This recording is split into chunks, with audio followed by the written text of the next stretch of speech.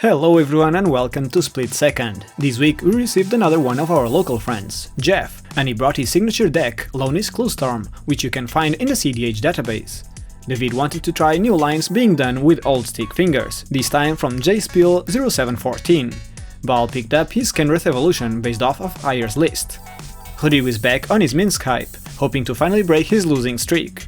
And Jeff is on his Lovepack deck, of course.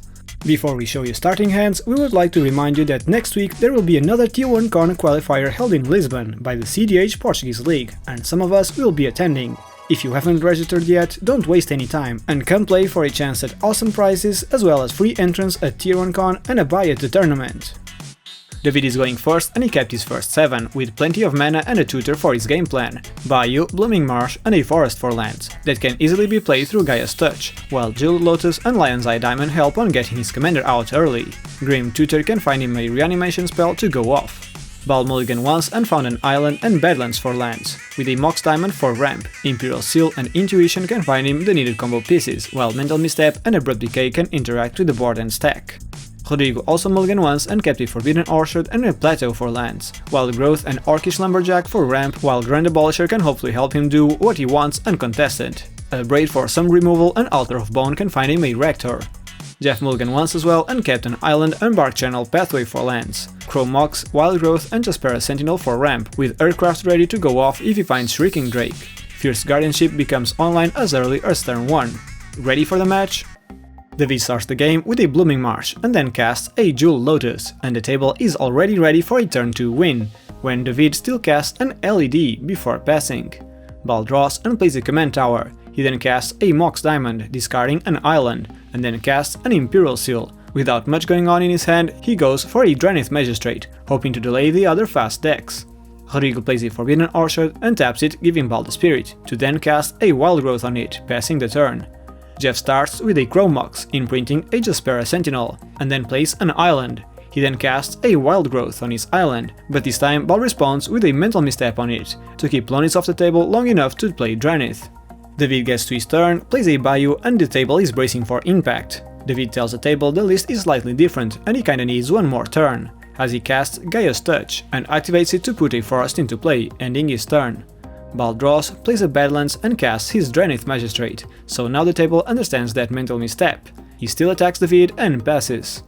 Rodrigo plays a Plateau and not able to cast Minsk, he progresses his board with an Orcish Lumberjack. He follows it with an Esper Sentinel, giving the Spirit to Jeff this time around. Jeff gets to his turn, plays a Bark Channel Pathway and then casts his Earthcraft, triggering Esper and not paying.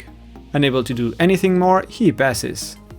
David found an Abrupt Decay, but he's 1 black mana short from going off, so he casts a Fellwar Stone, triggering Esper Sentinel, but he doesn't pay to go for it next turn. Bal gets to his turn and straight up attacks David before passing. Rodrigo found a Savannah, so his Lumberjack is online. He casts a Grand Abolisher, low-key saying it's just to put it out there.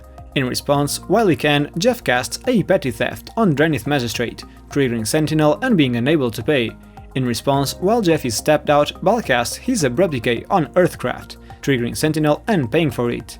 Abolisher hits play and Rodrigo passes. Jeff gets to his turn and casts his commander, Loney's. Bal mentions that he suspects a Fierce Guardianship from Jeff's earlier words, and that could it perhaps not be enough to stop David. Jeff attacks David for 1 and then passes, but in the end step David casts his own Abrupt Decay on Loney's to hopefully bypass the Fierce. Sentinel triggers and he can't pay. David gets to his turn and taps, and Rodrigo holds him there on his upkeep to cast a Wind-Stealing Silence. This time it was not Bal, but once again David is prevented from winning because of that card. He plays a Command Beacon and passes. Bal plays a Windswept Heath and attacks David with 2 Spirits. In the second main phase he recasts Drannith and passes. Rodrigo gets to his turn, plays a Bountiful Promenade and starts doing some math. He taps Savannah for white and then activates Orcish Lumberjack to sacrifice the Savannah for 2 red and 1 green mana. With the green and the white he casts Altar of Bone, sacrificing Lumberjack and searching for a Dockside Extortionist, which he casts right away, creating 6 treasures. With 5 of those, he hardcasts Kiki Jiki Mirror Breaker and activates it to create a copy of Dockside Extortionist, creating 6 more treasures.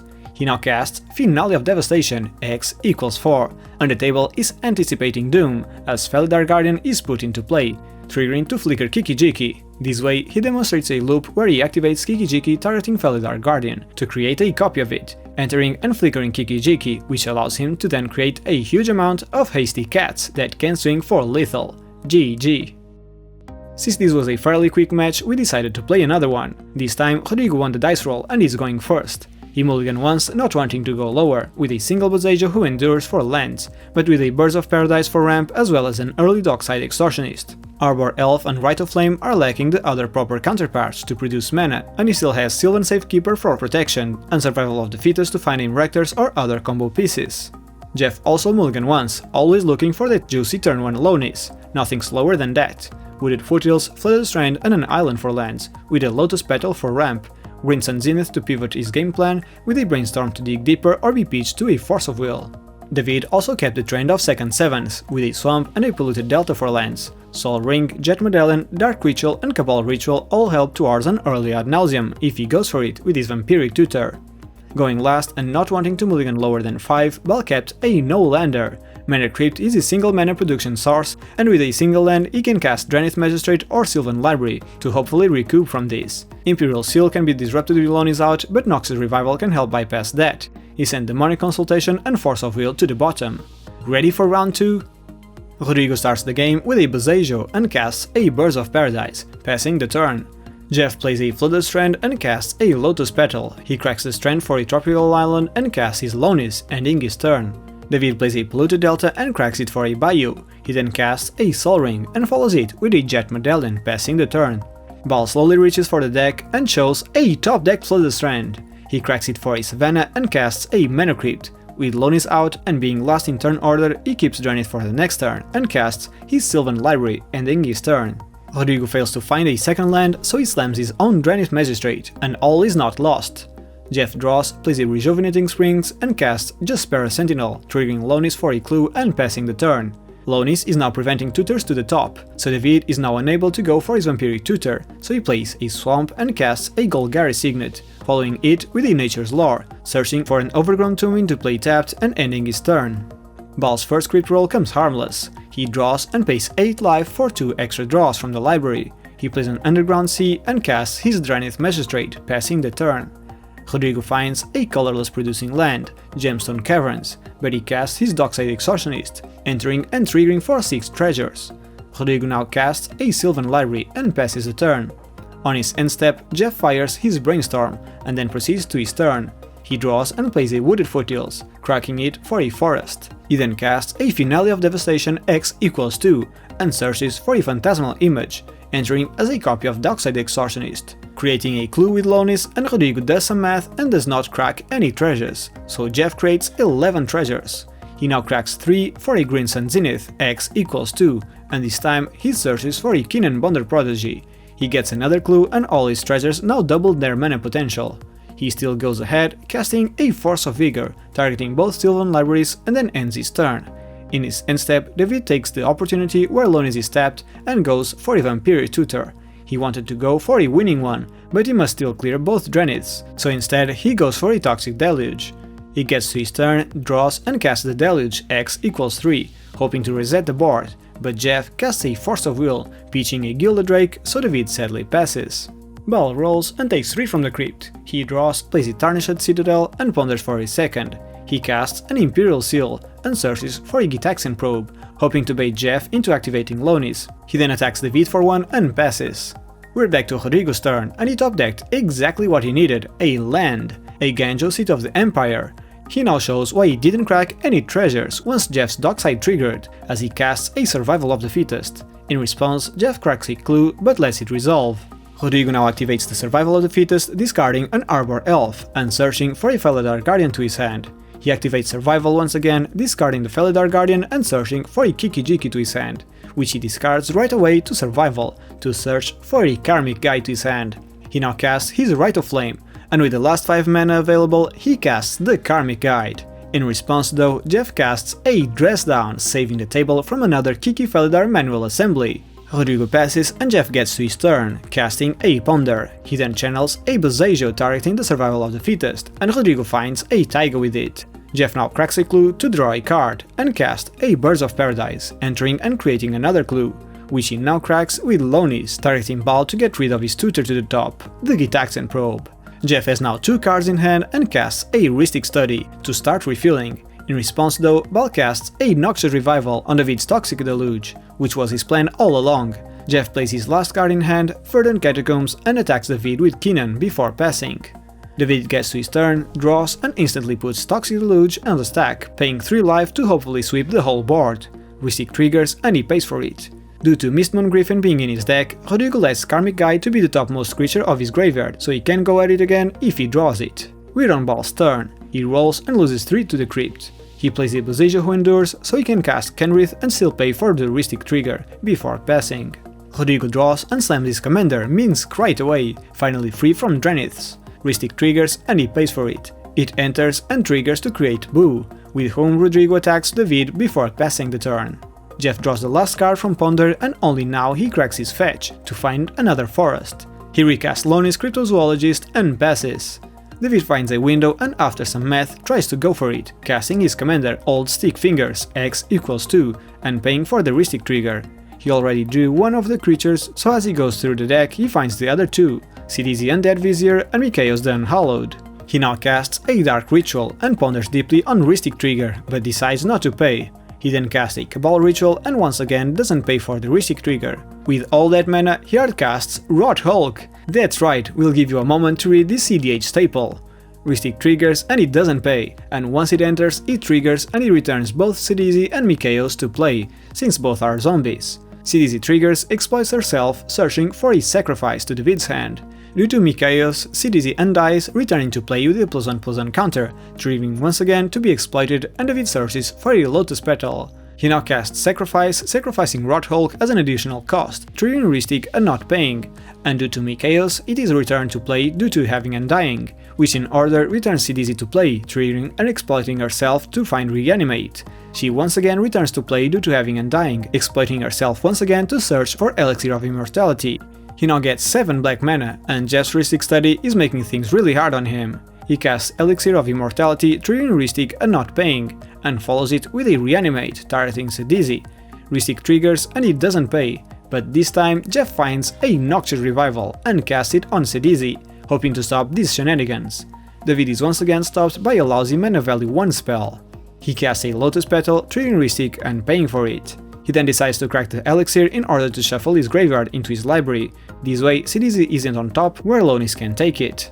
Bal taps and wins this Crypt roll. He simply casts a Bloom Tender and passes. Rodrigo once again top decks a nice one. He casts a Pattern of Rebirth on his Boo, triggering Rhystic, but since he won't be able to pay, Jeff responds to it with a Mystical Tutor and searches for the Fierce Guardianship to the top, which he draws and casts in response to the pattern. Rodrigo sadly passes.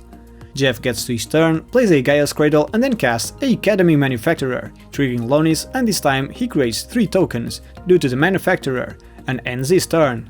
David draws and jumps into combat, attacking Jeff for 12 damage, since he can pop off with the Manufacturer out. In his end step, Bal activates Kenrith to gain 5 more life, well, if only it weren't for the Tarnished Citadel. We're on Bal's turn and he wins his Crit roll. He draws and exclaims he might have it, which prompts Jeff to channel Otawara on his Bloom Tender, still in the draw step. Bal had hinted earlier he had Tainted Pact at hand, and this prevents him from going for it. He taps Bloom Tender for mana to put a +1/+1 counter on Kenrith, with whom he attacks Jeff for 6. In his second main phase, he recasts Bloom Tender, triggering Rhystic and paying for it, passing the turn. Rodrigo gets to his turn, casts an Elvish Mystic, triggering Rhystic and paying for it. He also casts a Sylvan Safekeeper, triggering Rhystic once again and paying for it. He then attacks Jeff with Minsc before passing. In his end step, David hardcasts a Force of Vigor on Rhystic and the Manufacturer, triggering Rhystic and paying for it. Jeff is a bit out of the game so far. He casts an Allosaur Shepherd, creating a clue. He then casts Carpet of Flowers and proceeds to his second main phase, adding 1 green with it, which he uses to crack a clue. He plays a Polluted Delta and cracks it for an island, ending his turn. The tables have turned and now David attacks Bal for 12 and passes. On his end step, Bal activates Kenrith to gain 5 life, and in response, Jeff casts Petty Theft on Bloom Tender, still hoping to hinder Bal's colored mana. He still flashes in Brazen Borrower and Bal gets to his turn. He untaps and loses the Crypt roll. He reaches for the deck and top decks a Scrubland, which he plays, and this way he's able to cast Thassa's Oracle, In response, Jeff cracks his 2 clues with Lonis, targeting Bal, and if only he had one more, he could have had that Eternal Witness and recoup a counterspell. This way, Thoracle enters and Bal responds with his Tainted Pact, exiling his whole library and winning. GG. With still some time to enjoy, we went for a third match. That's right, this time Bal won the dice roll and is going first. He mulliganed once and found a Command Tower, Mana Confluence and Verdant Catacombs for lands, Felor Stone for ramp as well as Deathrite Shaman, who is also great against Rectors and David's shenanigans, Dark Confident for card draw and Veil of Summer for protection. Rodrigo kept his first 7 with an Exotic and Forbidden Orchard for lands, Carpet of Flowers for ramp, Nature's Claim and Bal's Trickery for interaction.